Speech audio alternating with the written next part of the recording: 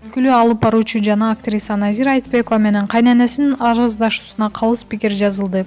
Окурмандар да бирде таң калып, бирде жек көрүп, атактуулардын турмушуна аралашып кетмеyi бар. Соц тармакта Сара Камалова теле алып баруучу Назира Айтбекова тууралуу төмөндөгүдөй пикирин калтырган. Фейсбукка кирсем, Назира Айтбекованын экс кайненесинин мурунку келинин жамандап, бир топ нерселерди жазганы ар бир тайпада бар экен.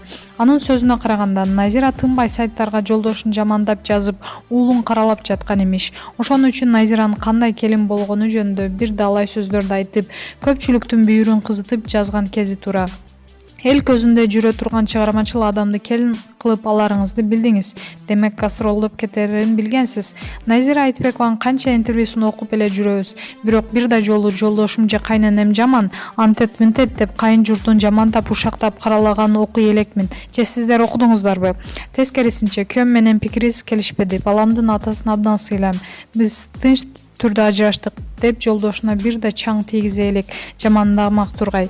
Назира чынында кайненеси айткандай жаман келин болсо да, андан бери канча жыл өттү, унчукпай эле койсо болбойбу? Кантсе да кайын журтун учугун улап, аларга уул төрөп берди. Байдын токолу болушту самачу дептир. Эми элестеткиле, кайсы келин күйөөсү менен жашап жатып кайненесине мен байга токол болуп тийгим келет деп айтсын.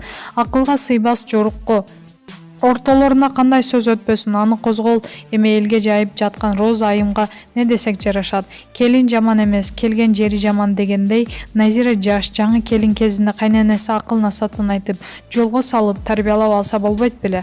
Анта албаса анда неге келин эми жамандап ызылдайт? Кантсе да канча жыл уулу менен колукташып басып, бир үй бүлө болуп жашашканда, баарынан да уулум жоопкерчиликтен качпай баласынын мектептеги кеткен каражатын төлөп жатат дейт.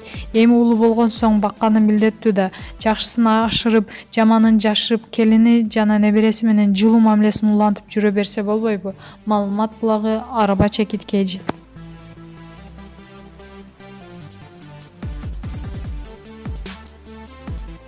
Ырчы Клара Алибекова. Кой Клара, чыда деп өзүмдү алдап жашап келем. Учурунда кыргызымдын жигиттери, классташым аттуурлар менен таанылган азыркы кезге чейин чыгармачылыктын жолунда жүргөн ырчы айым Клара Алибекова Марал шоу программасынын кадырлуу коногу болду. Клара айым, чыгармачылыктан алыстап кеттиңиз. Биротоло алыстап кеткен жокмун. Бирок жашоо шартка байланыштуу чыгармачылыкта тыныгуу болуп калды. Азыр жаңырылардын үстүндө иштеп жатам. Клип тартууга болсо каражат керек экен. Ырчы Сайкал Садыбаказованы сизге көп окшош турушат. Ооба, аны менен Сайкал кичинекей кезинде эле байкагам. Көп окшош турушат. Жаш курагымда гастролдоп чыкканда Гүлшайыр Садыбакасова эжебиздин үйүнө барып калчу элек. Ошондо Сайкал 3 жашта болчу. Ак бантит тагып алып, тек секирип ойноп жүрчү. Ошондо окшоштук бар экенин байкагам күлүп. Мурдагы Клара Алибекова өзгөрүлдүбү?